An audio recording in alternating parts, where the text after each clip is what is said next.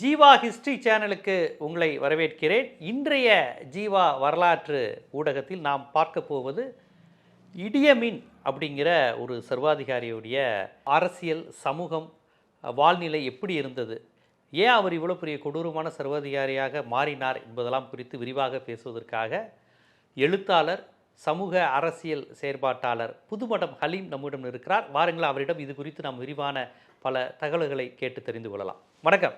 வணக்கம். இடியமின் வரலாற்றில் இப்போ ஹிட்லர், முசோலினி அளவுக்கு ஒரு மக்கள் மத்தியில் பெரிய லெவலில் ரீச் ஆனவர் கிடையாதுனாலுமே, ஆனால் கொடூரமானவர்னு சொல்லுவாங்க. பயங்கரமாக ரேப் பண்ணுறவர், ரேப்பிஸ்ட்டு, விமனைசர் அப்படிங்கிறது. எப்பா உயிரோடு இருக்கும்போதே அறுத்து சாப்பிட்ருவாராம்ப்பா, சடலங்களோடு இருந்திருக்காரு ரொம்ப நாள், சடலங்கள் அப்படி திம்பாராம் அப்படிங்கிற மாதிரியான விஷயங்கள். ஈவருக்கு எல்லாமே நாட்டிலேருந்து மக்களை விரட்டினாருங்குவாங்க. மோதிரம் வரலைன்னா விரலை அறுத்து மோதிரத்துலேருந்து எடுத்துட்டாங்க ஏர்போர்ட்டில் இருந்து. இப்படின்னு ரொம்ப ஒரு கேட்கவே ஒரு மாதிரி அதிர்ச்சி விட்டுற மாதிரி, உடம்பு எப்படி ஒரு மாதிரி சிலுக்கிற மாதிரி இருந்தால் இவ்வளோ மோசமான ஒரு மனிதர் இருந்திருப்பாரா அப்படிங்கிற ஒரு கேள்விகள் வருது. யார் அந்த அவரை எந்த அடிப்படையில் எடுக்கிறது? ஒரு கருப்பர் அப்படிங்கிற கான்செப்ட்லேருந்து அணுக முடியுமா? இஸ்லாமியங்கிற கான்செப்ட்லேருந்து எடுத்துக்க முடியுமா? அமெரிக்க எதிர்ப்பாளர்னு எடுத்துக்க முடியுமா? இல்லை எந்த வட்டாரத்திலையும் ஒரு மனித குணங்களே இல்லாத ஒரு சர்வாதிகாரிங்கிற அந்த ஒற்றை கோணத்திலேருந்து அவர் எடுக்க முடியுமா?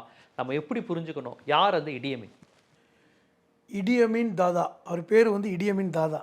ஓ, தாதா. அதாவது பேர்லேயே தாதாங்கிற ஒரு வச்சிருக்கிற ஒருத்தர் தான் இடியமின் தாதா. தாதாங்கிறது நம்ம ஊரில் தானே ஊரில் சொல்லுவாங்க. பேர் ஒரு பேர் தாதான்னு, உகாண்டா மொழியில் தாதானா என்னன்னு தெரியல நமக்கு.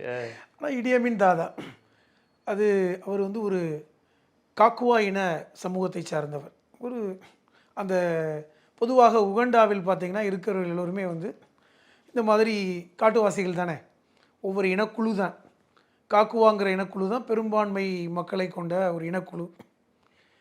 இரண்டாவது, இந்த இடியமீன் அந்த கருப்பு இனத்தை சார்ந்தவர். நீங்கள் சொல்ல மாதிரி எதை எடுத்துக்கலாம் அப்படின்னு பார்க்குறதை விட அவர் ஒரு கொடூரமான சர்வாதிகாரி அப்படி எடுத்துக்கலாம். நீங்கள் ஹிட்லரை கூட அவரோட போட்டி போட முடியாது. ஹிட்லரோட மோசமான சர்வாதிகாரியா?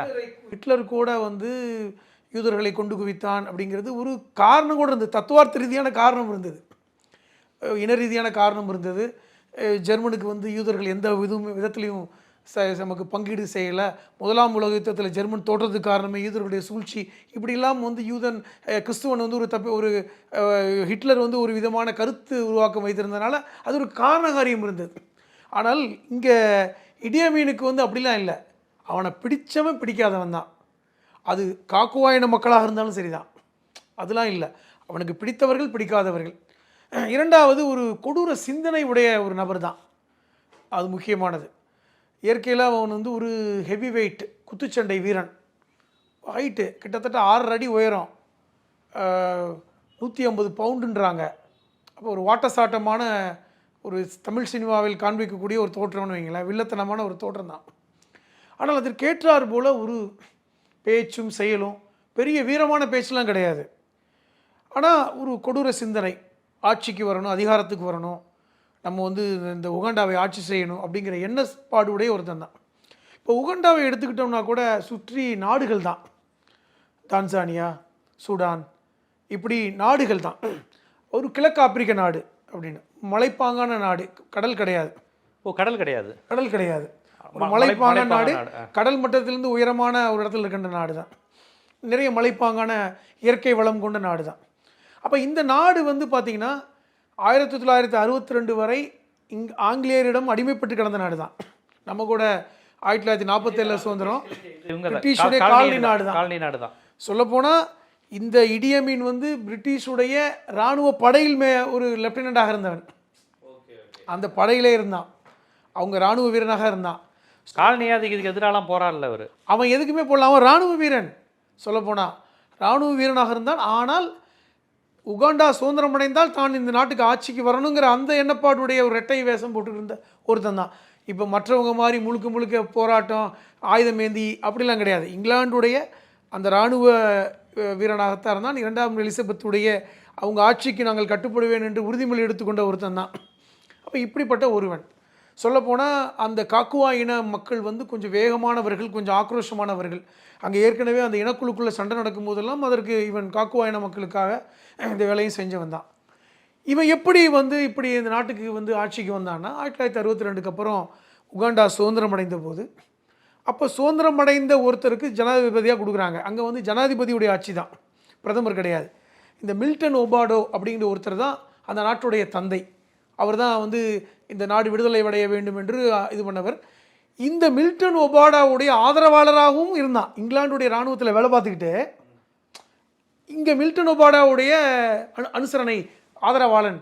ஆனால் நான் வந்து இங்கிலாந்து இராணுவத்துக்கு தான் வேலை செய்ய வேண்டியிருந்தவன் தான் இடி அமீன். உள்ளுக்குள்ளே இருந்துக்கிட்டே ஹெல்ப் பண்ணான் சுதந்திரத்துக்கு. ஏன்னா இவன் வரணும்னு நினைக்கிறான்ல, நேரடியாக வரல. நேரடியாக வந்து உகாண்டா வெற்றி பெறணுங்கிறதுக்காக போராடலை. போராடியவர்களுக்கு அங்கே இருந்துக்கிட்டே உதவி பண்ணான். ஆனால் இங்கிலாந்துக்கு விசுவாசமாக இருந்தவன் தான் அவன். அதனால தான் உகாண்டா வந்து சுதந்திரம் அடையும் பொழுது 2 பேரை வந்து இராணுவ தளபதிகள்ங்கிற அந்த அடையாளத்தை கொடுத்துட்டு போனாங்க. அதில் ஒருத்தன் தான் இடி அமீன். இப்போ பிரிட்டிஷ்காரன் கொடுத்துருவான். அவனுக்கு தெரியும்ல, முடிஞ்ச அளவுக்கு சண்டை முட்டி கொடுத்துனா பார்ப்பான். இவன் வந்து தளபதிங்கிற பட்டத்தை கொடுத்துட்டு போனான், மேஜர் ஜெனரல் அப்படின்னு. உடனே வந்து சுதந்திரம் அடைஞ்ச உடனே மில்டன் ஒபாடோங்கிறவர் ஜனாதிபதி ஆகிறார், உகாண்டாவுடைய ஜனாதிபதி. இங்கிலாந்து அரசு கேட்டுக்கொள்கிறது, இடி அமீனை நீங்கள் வந்து தளபதியாக வச்சுக்கோங்க. ஏன்னா அவனுக்கு சப்போர்ட்டு தானே, தளபதியாக இருக்கான், முக்கியமான இடத்துல இருக்கான். ஆனால் அவனுக்கு நீண்ட காலமாக நம்ம உகாண்டாவுடைய அதிபராக வரணும், நம்ம இந்த நாட்டை ஆட்சி பண்ணணும் அப்படிங்கிற எண்ணம் அவனுக்கு வந்து ஒன்று. 2வது, நீங்கள் ஏற்கனவே சொன்னது மாதிரி அவனுடைய பர்சனல் கேரக்டர் எல்லாருக்கும் தெரியுது. மக்களே அவனை பற்றி தப்பாக சொல்கிறாங்க. இராணுவ வீரர்களே வந்து இந்த மில்டன் ஒபாடோட சொல்கிறாங்க, இவரை போய் தளபதி ஆக்குறீங்க, வேணாங்க, இவன் மோசமானவன். ஆனால் மில்டன் ஒபாடோ ஏற்றுக்கொள்ளலை. என்ன காரணம்னா, சுதந்திரம் அடைவதற்கு முன்பாகவே நமக்கு உதவி செய்தவன், என்னுடைய வந்து அனுதாபி, அவன் நல்லவனோ கெட்டவனோ என் அனுதாபி, ஏன் நான் சொன்னால் கேட்டுக்குவான், எனக்கு பிரச்சனை இல்லை, அப்படி தான் அவனை வந்து தளபதி ஆக்குறார். ஆனால் அந்த 62க்கு அப்புறம் ஒரு 7-8 வருஷம் ஒபாடாவுடைய ஆட்சி நடக்கும் பொழுது காமன்வெல்த்துடைய மாநாடு சிங்கப்பூரில் நடக்குது. சரி, காமன்வெல்த் நாடுகள்னால் என்ன, இந்த காலனி நாடுகள்லாம் சேர்ந்து தான் காமன்வெல்த். யாரெல்லாம் அடிமையாக இருந்தால் ஆஸ்திரேலியா, இந்தியா, உகாண்டா மாதிரி எல்லா நாடுகளும் காமன்வெல்த் நாடுகள். அதுக்கு இந்த ஒபாடா சிங்கப்பூருக்கு போகிறார். எப்போது 1971 இறுதியில். அந்த நேரம் பார்த்து தான் இதான் சரியான நேரம்னு இராணுவ புரட்சி செய்து ஆட்சியை பிடித்தவன் தான் டிஎம்ஏ.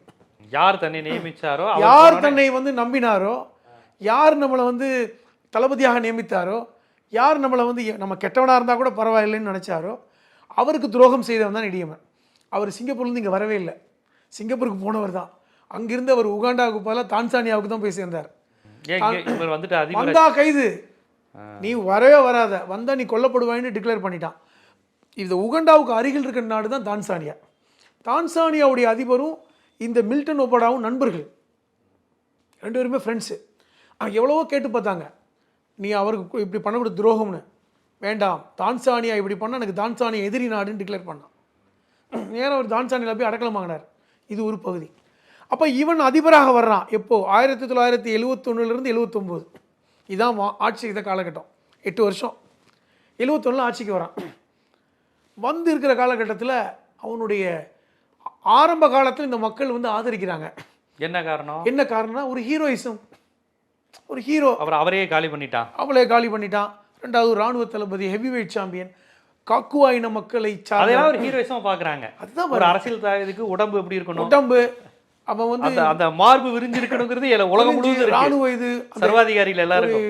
ஹிட்லரை போன்ற ஒரு அந்த நடை, அந்த இது மிடுக்கு, ஒரு சர்வாதிகாரினா நம்ம ஹீரோ, ஒரு இந்த வில்லனா ஹீரோவாக பார்ப்பாங்கல்ல, அவன் மாதிரி.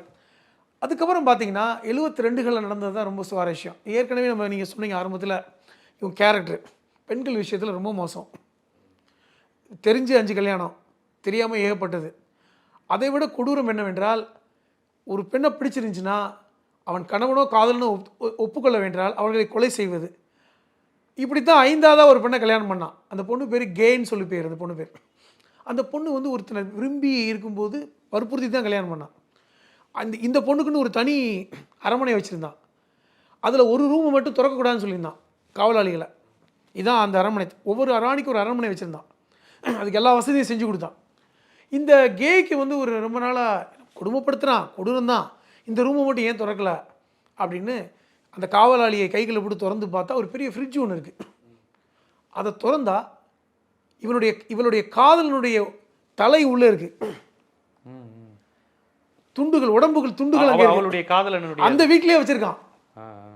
மயக்கமடைந்த கதையை பின்னாடி இந்த இடியமீனுடைய பாதுகாப்பு அமைச்சர் ஒரு கழுதி எழுதினார், ஒரு புத்தகம், அதில் பதிவு பண்ணுறார். Rise and fall of Idi Amin ஒரு சினிமாவே வந்துச்சு, அதுலேயும் பதிவு பண்ணப்பட்டது தான். இப்படிப்பட்டவன். அதை விட முக்கியமாக இந்த பாதுகாப்பு அமைச்சர் எழுதின புத்தகத்தில் ஒரு வார்த்தை சொல்கிறாரு, நாங்கள் இடியமீனோட வாரத்துக்கு ஒரு தடவை சந்தித்து சாப்பிடுவோம், கேபினெட் மீட்டிங் நடக்கும். அப்போ ஒரு சொன்ன செய்தி வந்து எப்படின்னா, என்னப்பா சாப்பாடு, குரங்கு இறைச்சியை விட மனித இறைச்சி ரொம்ப மோசமாக இருக்குவா, சாப்பிடவே முடியாது. எங்களுக்கு அதிர்ச்சியாகி போய்விட்டது, நாங்கள் அதை கேட்க முடியாமல் அப்படியே அமைதியாக இருந்து. குரங்கும் அசால்ட்டாக சாப்பிடுவாப்புல, மனுஷ உடம்பையே அவர் அசால்ட்டாக. குரங்கு இறைச்சி நல்லா இருக்கு மனுஷ இறைச்சியை விட, மனுஷ இறைச்சியை திங்கவே முடியலப்பா. செம்மறி ஆடு சரியில்லைங்கிற மாதிரி சொல்கிறாப்புல. மனித இறைச்சியை திங்கவே முடியலப்பா, குரங்கு இறைச்சி எவ்வளோ பெட்டர் அப்படின்ட்டு கிண்டலாக சொன்னதை நாங்கள் பார்க்கும் பொழுது எங்களுக்கு அடிவயிறு கலங்கி போய்விட்டது, ஆனால் காமித்துக் கொள்ளவில்லை, நாங்களும் சிரிச்சுக்கிட்டு அப்படி இருந்துட்டோம் அப்படின்னு பதிவு பண்ணுறாரு. அப்போ அப்படிப்பட்ட ஒருத்தர் கொடூரன். இந்த காலகட்டத்தில் 72 சம்பவம் என்னென்னா ரொம்ப ஒரு சுவாரஸ்யமான சம்பவம். வரலாற்றில் இன்றைக்கும் அது ஒரு மிகப்பெரிய பிழை என்று இன்றைக்கி இருக்க உகண்டா ஜனாதிபதி சொன்ன அளவுக்கு அது மிகப்பெரிய ஒரு சம்பவம். உகண்டாவில் இருக்கின்ற ஏசியர்கள், குறிப்பாக இந்தியர்கள் நாட்டை விட்டு கிளம்பணும். 90 நாட்களுக்குள் உகண்டாவுடைய தலைநகரம் கம்பாலாவிலிருந்து எல்லாம் காலியாகிடணும்.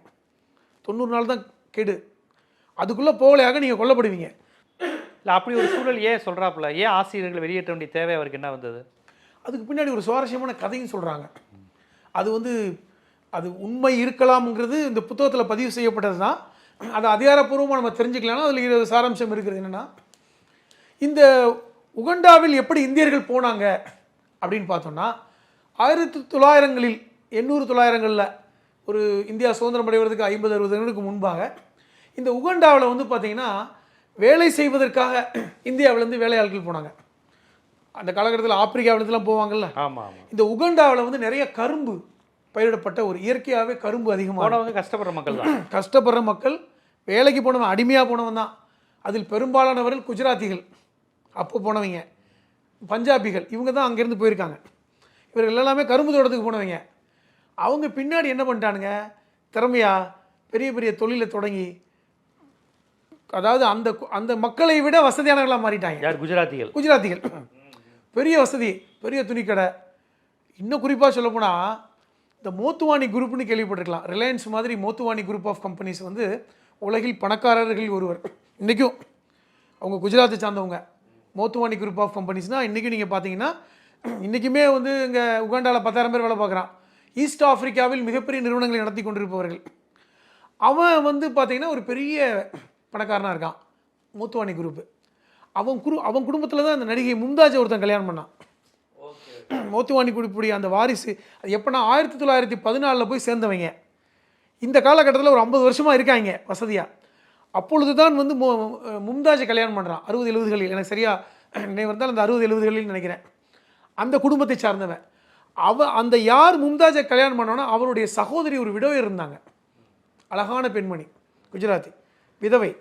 இந்த பெண்ணை வந்து திருமணம் செய்யணுன்னு இடியமீன் விரும்பினதாக சொல்கிறாங்க, கல்யாணம் பண்ணணும். ஆனால் அந்த பெண்ணுக்கு என்னென்னா, காட்டு மிராண்டி பயலாக இருக்கான், இவனை போய் எப்படி நம்ம கல்யாணம் பண்ண முடியும், கொடூரமானவன் அப்படின்னு நினச்சிட்டு ஊரை விட்டே காலி பண்ணி, நாடை விட்டே காலி பண்ணி இங்கிலாண்டில் போய் செட்டில் ஆகிட்டாங்க. அதுக்கு அந்த குடும்பமே உதவி பண்ணி, நீ இங்கே இருக்க வேண்டாம், இவன்ட்ட நம்ம மாட்டிக்க முடியாதுன்னு போயிட்டாங்க. இது மிகப்பெரிய கோபத்தை இடியமீனுக்கு ஏற்படுத்துன்னு தான் சொல்கிறாங்க. ஒரு ஏஷியன், ஒரு இந்தியன் நம்ம ஊரில் இருந்து நம்ம விரும்பின அதிபர், நான் கூப்பிட்டா வர வேண்டிய இடத்துல இருக்க நீ, நான் உன்னை திருமணம் செய்யணுதான் நினைக்கிறேன், நான் அப்படி கூட உன்னை கொச்சப்படுத்தலை, நான் கல்யாணம் பண்ணிக்க நினைக்கிறேன், நீ வரமாட்டேன்றியா, தப்பிச்சு போயிட்டியா அப்படின்னு. அது மிகப்பெரிய கோபத்தினால எந்த ஆசிய நாட்டை சார்ந்தவர்களும் உகாண்டாவுக்கு இடம் இல்லை. ஏன்னா இந்தியர்கள் தான் மெஜாரிட்டி. 60,000க்கு மேற்பட்டவர்கள் இந்தியர்கள், மற்ற பேர் எல்லாம் பிலிப்பினோ, பங்களாதேசிகள், பெரும்பாலும் இந்தியர்கள். அவர்களை வெளியே போகணும். இனி இந்தியா மட்டும் வெளியே போனால் பிரச்சனை வரும், ஏஷிய நாடுகளில் யாரும் இருக்க வேணாம். இது பெரிய பிரச்சனையாகுது. இப்போ 72களில் அந்த காலகட்டங்களில் இந்தியாவும் இந்த விஷயத்தில் ஒன்றும் பண்ண முடியல. காரணம், அப்போ இந்திரா காந்தியுடைய ஆட்சி, எமர்ஜென்சியுடைய அந்த காலகட்டம். உங்களுக்கு வந்து எந்த விதத்துலேயும் அங்கே வெளிநாட்டு இந்தியர்களுக்கு உதவி செய்யக்கூட முடியாத நிலைமையில இந்தியா இருக்குது. இங்கிலாந்து நினைக்க சொல்கிறாங்க, இங்கிலாந்துடைய வெளியுறவு அமைச்சரே வந்து பேசுகிறாரு, அப்போல்லாம் செஞ்சிடாதப்பா, நீனும் எங்கள் காலி நாடாக இருந்தவன், இந்தியாவும் எங்கள் காலனி நாடு, நம்மலாம் காமன்வெல்த்தில் இருக்கோம், ஏற்றுக்கொள்ளவில்லை, வெளியேறியே ஆகணும். 90 நாள் தான் டைம். எங்களுக்கு வந்து எனக்கு வந்து இந்தியர்களை பிடிக்கல. எந்த சொத்தையும் எடுத்துகிட்டு போகக்கூடாது. நீ பெரிய பெரிய சொத்து வச்சுருக்கீங்கள, எடுத்துகிட்டு போகக்கூடாது. ஒரு குண்டுமணி தங்கத்தை கூட எடுத்துகிட்டு போகக்கூடாது. அந்த கம்பாலாவுடைய ஏர்போர்ட்டுக்கு போகிற வழியில் 32 செக் போஸ்ட் அமைச்சான். ஒவ்வொரு செக் போஸ்ட்லையும் செக் பண்ணுவாங்க. கையில் மோதிரத்தை எடுக்க முடியல, விரலை வெட்டுனான். விரலை வெட்டுனான். அந்த பெண்மணி இப்போ இங்கிலாண்டில் இருக்காங்க, அவங்க ஒரு புத்தகமே எழுதியிருக்காங்க, விரலை வெட்டு அப்படின்னா. அந்தளவுக்கு கொடூரம். சொத்தை அப்படியே போட்டு போகிறாங்க. அதில் சில புத்திசாலிகள் தங்கத்தை பதைச்சி வச்சுட்டு வரான். நாளைக்கு இவன் செத்து போயிட்டா திருப்பி வரலாம், வீட்டுக்குள்ளே போச்சு வச்சிருக்கான். வீட்டுக்குள்ளே போச்சு வச்சுட்டு மூடி போட்டு வருவோம். வரும்போது அதை அப்போ அப்படி சரி தங்கத்தை பிடிங்கிடுறாங்க, நாட்டை விட்டு போக போகிறோம், நல்லா செலவு பண்ணிட வேண்டியதானே. அப்படியே செஞ்சாங்க. வெளிநாட்டு டூர் போனாங்க, பல பேருக்கு சாப்பாடு போட்டாங்க, செலவழிச்சிருக்காங்க. எவ்வளோ செலவழிப்பீங்க 90 நாளைக்கு? அருணாச்சல படம் மாதிரி தான். 90 நாளுக்குள்ள எவ்வளோ செலவு பண்ணுறது? 90 நாளில் முடிஞ்ச அளவு செலவு பண்ணியிருக்காங்க, புதைச்சி போட்டிருக்காங்க. சிலருக்கு ஒன்றும் பண்ண முடியாமல் விட்டுட்டு வந்திருக்காங்க. இது என்ன சக்ஸஸ்னா, அந்த மக்கள் வந்து இதை வந்து ஆராதிச்சாங்க. ஆஹா, எங்கள் எப்படி சொல்லுவான்னா, போயிட்டு இருப்பானா, இது யாரு? மோத்வானி குரூப் ஆஃப் கம்பெனியோட வீடா?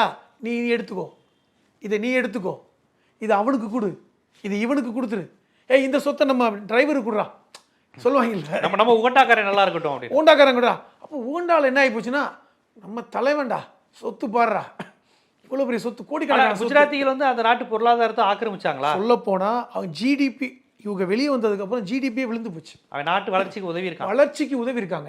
இவன் பணக்காரன் தான், ஜிடிபி விழுந்து உடஞ்சி போச்சு. இன்றைக்கி இருக்கின்ற ஓண்டாவுடைய பிரதமர் ஜனாதிபதி சொல்கிறார், இடியமீன் செய்தது வரலாற்று பிழை, இந்தியர்களை வெளியேற்றிருக்கக்கூடாது, அதனால் உகண்டா வந்து பொருளாதாரத்தில் திருப்பி மீள்றதுக்கு நாங்கள் படாத பாடுபட்டோம், இன்றைக்கி வரைக்கும் மீள முடியல அப்படின்னு.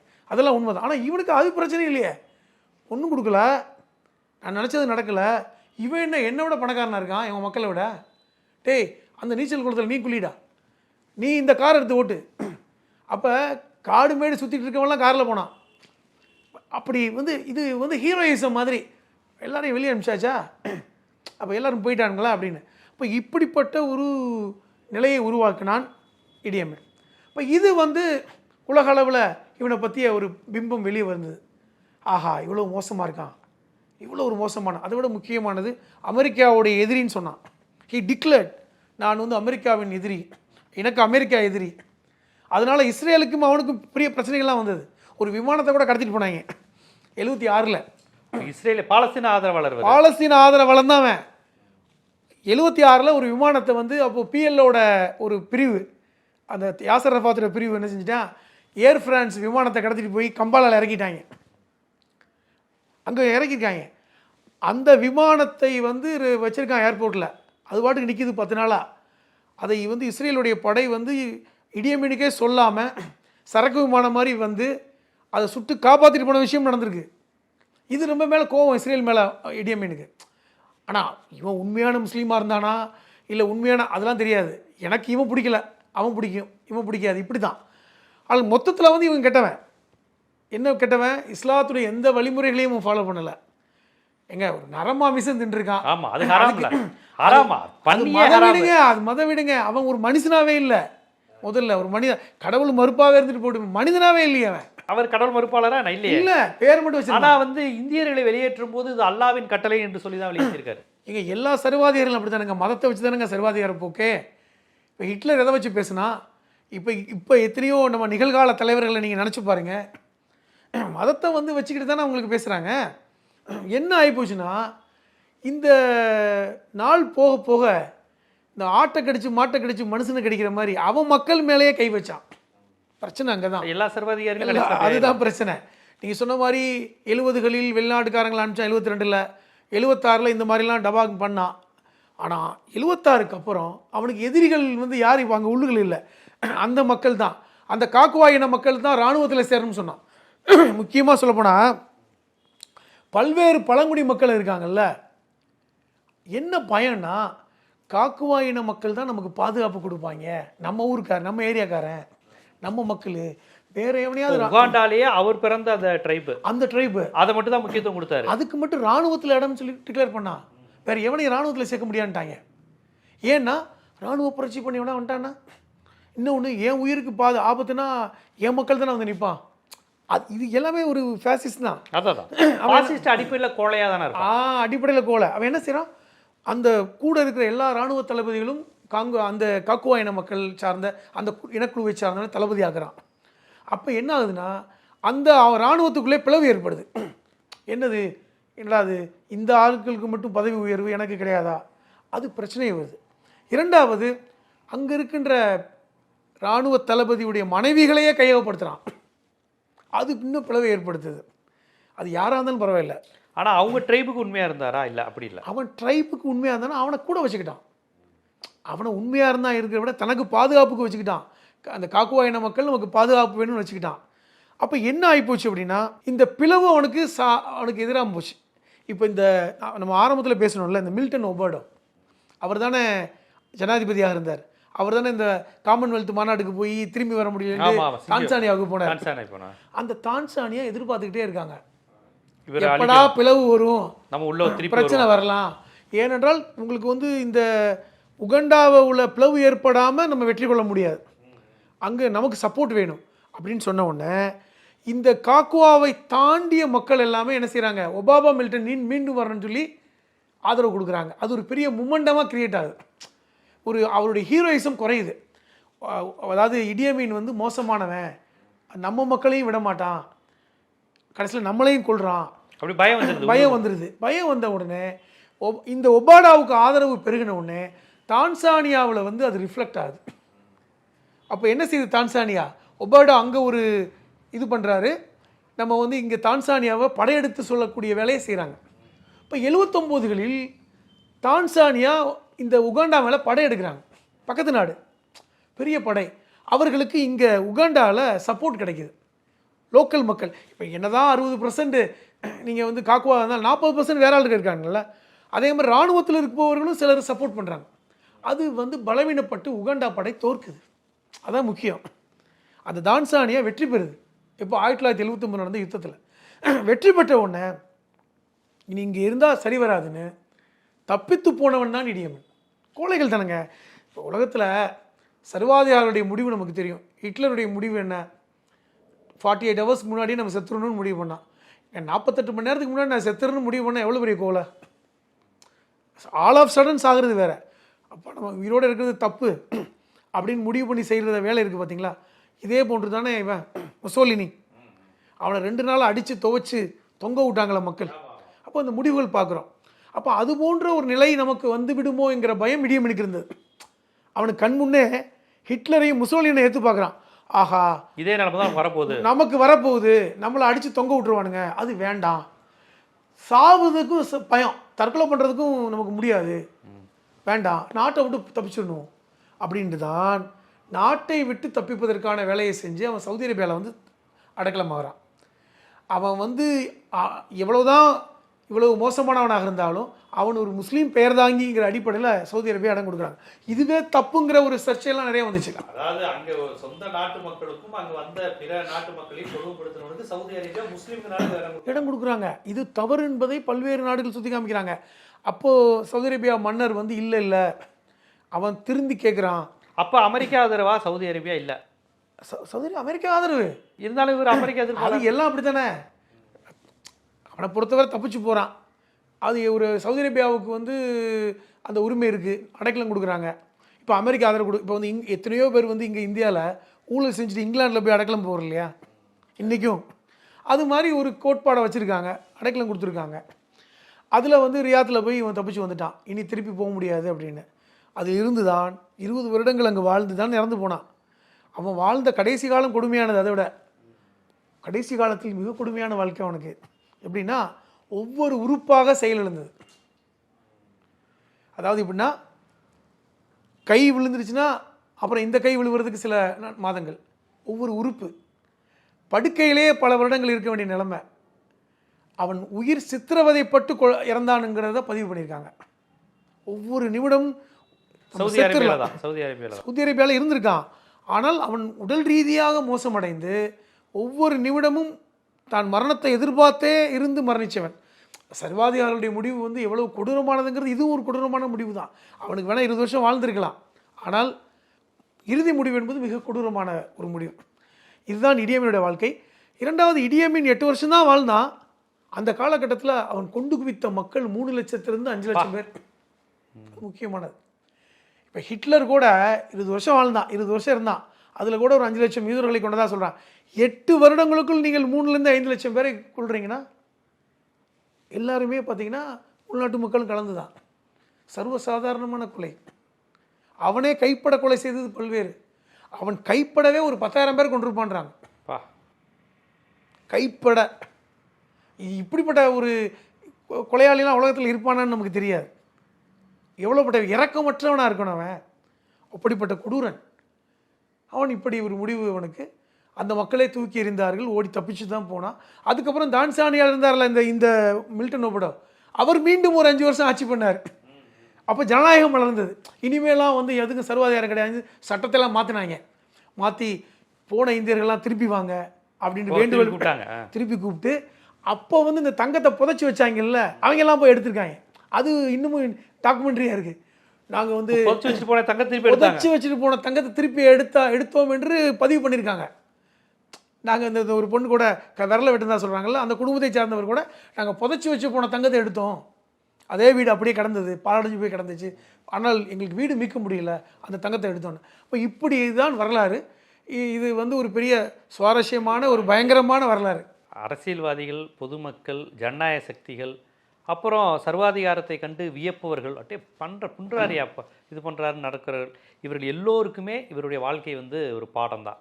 சர்வாதிகாரம் என்றும் நிலைக்காது. அதாவது 1901 எம்ஜிஆர் பேசுவார், என்றுமே நிலைத்து நிற்பதற்கு நீ என்ன சிலப்பதிகாரமா, சர்வாதிகாரம் அதை சொல்லுவார். சிலப்பதிகாரம் நிலைத்து நிற்கும், சர்வாதிகாரம் நிற்பாது.